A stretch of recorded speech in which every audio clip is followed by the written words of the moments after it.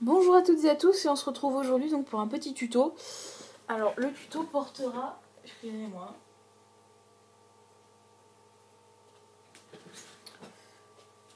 sur ça. Donc c'est un porte-clés que j'ai fait, donc j'ai fait aussi des mini boucles d'oreilles. Donc en fait c'est un donut.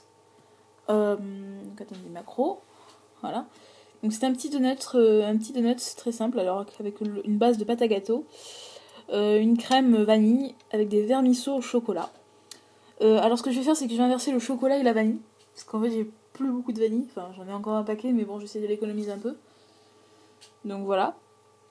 Donc on va faire ça tout de suite. Donc le matériel, vous aurez besoin donc d'un cutter, couteau, scalpel, voilà. Parce que vous avez une coupe en fait, d'un rouleau. Donc moi vous voyez le mien il est bien foutu, il est bien pourri. Ensuite au niveau encore du matériel, vous aurez besoin d'un porte-pièce. Alors ça dépend ça dépend la taille que vous allez faire. Donc moi je vais faire assez gros. Donc je vais prendre un porte-pièce moyen en forme de fleur pour faire les petits côtés là, les petits trucs trop mignons. Voilà, les petits trucs sur le côté.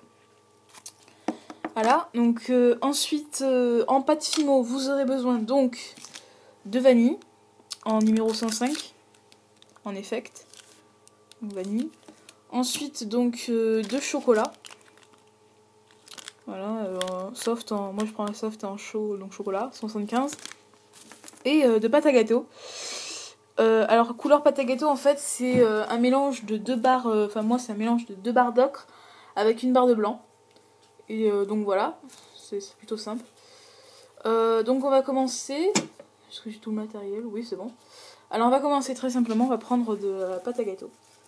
Alors hop, je l'ouvre parce que j'ai pas envie de les mettre. Moi j'aime pas les mettre dans des pochettes. Je pense que je vais me refaire le plastique parce qu'il est un peu pourri. Donc vous voyez que je l'ai un peu utilisé quand même.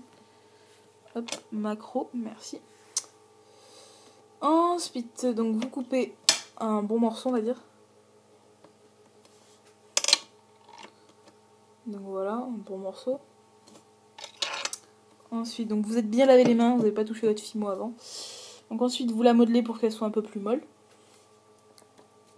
Vous faites une boule, vous regardez avec moi j'ai regardé avec la taille de ma création. Ouais, ça va, c'est à peu près équivalent. Je rajoute un peu plus de pâte. Voilà.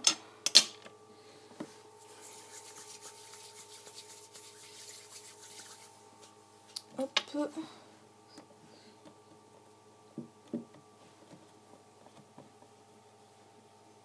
Voilà, donc là c'est à peu près équivalent à mon modèle, donc de base. Donc c'est à peu près équivalent, voilà, vous verrez mieux. Donc c'est à peu près équivalent. Donc là on essaye d'enlever les traces de doigts, parce que c'est pas beau les traces de doigts. Ah oui pardon, j'ai oublié un objet, tiens j'ai oublié un outil. Ce sera une pique à brochette. Donc moi c'est une pique à brochette. Excusez-moi, franchement excusez-moi je l'ai pas dit. Donc ensuite vous allez prendre votre pique à brochette, vous allez prendre le milieu, et vous allez faire un trou. Donc moi je tourne un peu, hop. Ensuite je sors, je transperce un peu, pour que ça aille un peu des deux côtés quoi. Voilà, pour que ce soit un bon petit saucisson, on va dire ça comme ça. Alors ensuite, moi je vous conseille de prendre le côté le plus sale et le mettre vers le haut. Parce qu'en fait, le côté le plus sale il va être recouvert, donc on s'en fout, voilà. Donc là c'est un beau côté, et hop. Là c'est un côté un peu plus sale, on va dire. Parce que vu comme il va être recouvert avec le chocolat, donc bon.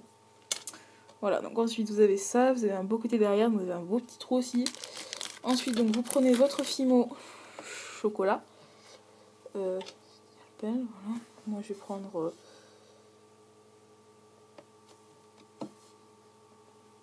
ça on va dire. Pas trop, hein, parce que c'est quand même que pour faire un petit truc tout rikiki on va dire. Donc ensuite hop, voilà malaxer un peu, voilà. Ensuite vous prenez votre rouleau, on va plus se centrer. Parce qu'en fait je me rends compte que je sens pas très bien. Parce qu'en fait c'est mon iPad qui est juste à côté, donc voilà, je vois à peu près ce que je fais. Donc ensuite ce que vous faites c'est que vous aplatissez. Excusez-moi, ça va trembler. Vous faites à peu près une bonne épaisseur quand même.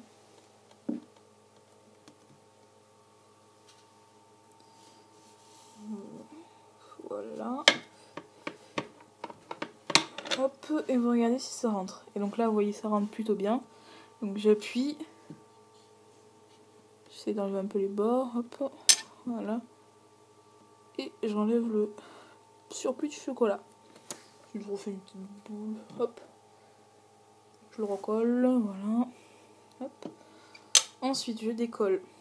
Donc, je prends ça pour décoller, c'est plus rapide.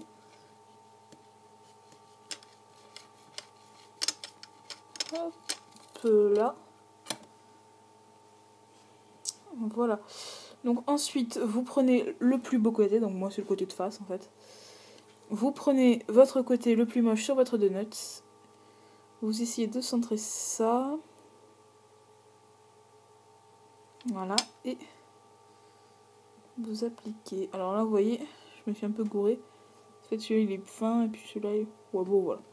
Pas très flagrant. Bon. Ensuite, vous reprenez votre pic, côté pointu, et vous appuyez un peu pour voir où le trou approximativement.